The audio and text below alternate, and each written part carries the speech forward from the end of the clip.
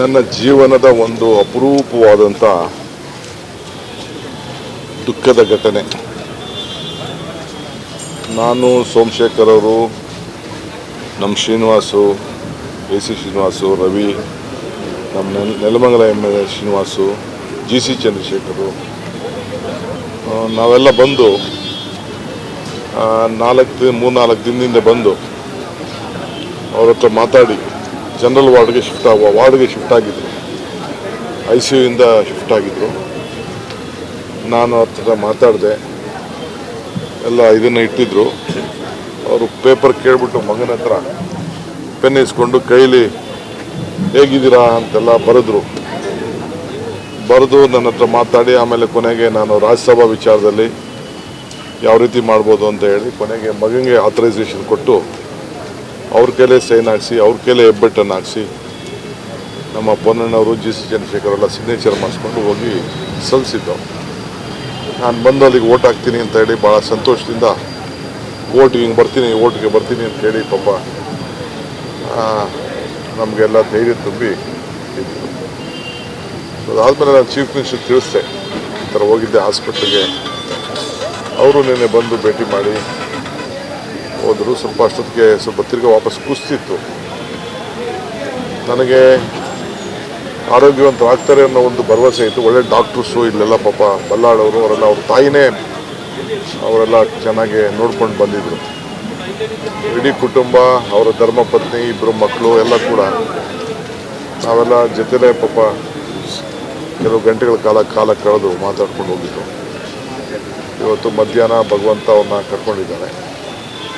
ನಮ್ಮ sitting member, ರಾಜಕಾರಣ ಇರಲಿ, ಒಂದು ಸರ್ವೆ ಮಾಡಿಸಿದ್ದು ಪಾರ್ಲಿಮೆಂಟ್ಗೆ ಈತನೇ ಬೆಸ್ಟ್ ಕ್ಯಾಂಡಿಡೇಟ್ ಅಂತ. ನಮ್ಮ ಸರ್ವೆ ಟೀಮಲ್ಲೂ ಕೂಡ ಅವರು ಹೇಳಿದರು, ನಾನ್ ಕಾಂಟ್ರವರ್ಷಿಯಲ್ ಕ್ಯಾಂಡಿಡೇಟು ಪಾರ್ಲಿಮೆಂಟ್ಗೆ ಅಂತೇಳಿ.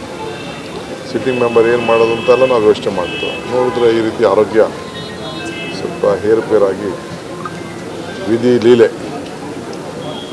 ಲೀಲೆ ಒಂದು ದೊಡ್ಡ ರಾಜವಂಶಸ್ಥರು ಅವೆಲ್ಲ ನೋಡಿದ್ವಿ. ಅನೇಕ ಬಾರಿ ಇವ್ರ ಕುಟುಂಬದವರೆಲ್ಲ ಚುನಾವಣೆಗೆ ಗೆದ್ದುಕೊಂಡು ಬಂದಂಥ ಇತಿಹಾಸ ಇದೆ. ರಾಜ ವೆಂಕಟಪ್ಪ ನಾಯಕು ಯಾರಿಗೂ ಕೂಡ ಮನಸ್ಸು ನೋಯಿಸಿರಲಿಲ್ಲ. ಆ ರೀತಿ ಒಂದು ದೊಡ್ಡ ಶ್ರೇಷ್ಠವಾದಂಥ ಒಂದು ಬಾಳ್ಯಗಾರಿಕೆ ವಾಲ್ಮೀಕಿ ಕುಟುಂಬದ ಒಂದು ದೊಡ್ಡ ಕುಟುಂಬ. ಸೊ ಎಲ್ಲರನ್ನೂ ಕೂಡ ಸರಳತೆಯಿಂದ, ಭಾಳ ಹತ್ತಿರದಿಂದ ನೋಡಿಕೊಂಡು ಮನವನ್ನು ಗೆದ್ದಂಥ ಒಬ್ಬ ವಿಶೇಷವಾದಂಥ ಒಬ್ಬ ವ್ಯಕ್ತಿ, ನಮ್ಮ ಆತ್ಮೀಯ ಸ್ನೇಹಿತ ಕೂಡ. ಸೊ ಇವತ್ತು ನಾವನ್ನ ಕಳ್ಕೊಂಡಿದ್ದೇವೆ. ಅವರ ಮಕ್ಕಳು, ಅವರ ಕುಟುಂಬ ಮತ್ತು ವಿಶೇಷವಾಗಿ ಅವ್ರ ಕ್ಷೇತ್ರ ಮತ್ತು ಆ ಜಿಲ್ಲೆ, ಯಾದಗಿರಿ ಜಿಲ್ಲೆಯಿಂದ ಹಿಡಿದು ಗುಲ್ಬರ್ಗ, ಭಾಳ ಅನ್ಯಾಯಗಳು ರಾಯಚೂರು ಲೋಕಸಭಾ ಕ್ಷೇತ್ರದಲ್ಲಿ ಇವತ್ತೆಲ್ಲರೂ ಕೂಡ ದುಃಖದಿಂದ ಮುಳುಗಿದ್ದಾರೆ.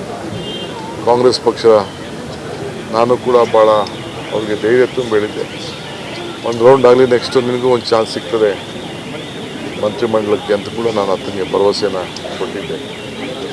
ಇವತ್ತು ಈ ಪರಿಸ್ಥಿತಿ ಬಂದಿದೆ. ಇಲ್ಲಿ ಭಗವಂತನ ಲೀಲೆಗೆ ನಾವ್ಯಾರು ಪ್ರಶ್ನೆ ಮಾಡಲಿಕ್ಕೆ ಸಾಧ್ಯ ಇಲ್ಲ. ಅದಕ್ಕೆ ನಾನು ಸೋಮಶೇಖರ್ ಅವರು, ಶ್ರೀನಿವಾಸ್ ಅವರು ಈಗ ನೋಡಿ ಅವ್ರ ಆತ್ಮಕ್ಕೆ ಶಾಂತಿ ಕೊಡೋಣ ಅಂತೇಳಿ ಬಂದಿದ್ದಾರೆ.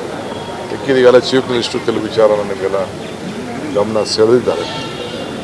ಸೊ ಅವ್ರ ಆತ್ಮಕ್ಕೆ ಶಾಂತಿ ಸಿಗಲಿ ಅಂಥೇಳಿ ಎಲ್ಲ ಆ ಕ್ಷೇತ್ರದ ಜನತೆ ಧೈರ್ಯವಾಗಿರಬೇಕು ಅಂತೇಳಿ ನಾನು ಪ್ರಾರ್ಥನೆ ಮಾಡ್ತೀನಿ. ಈಗ ಚೀಫ್ ಮಿನಿಸ್ಟರ್ ಹೇಳಿದ್ದಾರೆ, ಚೀಫ್ ಮಿನಿಸ್ಟರ್ ನಿಮ್ಗೇನು ಸಂದೇಶ ಕೊಡಬೇಕು ಕೊಟ್ಟಿದ್ದಾರೆ, ನಾವು ನಿಮ್ಗೆ ತಿಳಿಸ್ತೀವಿ.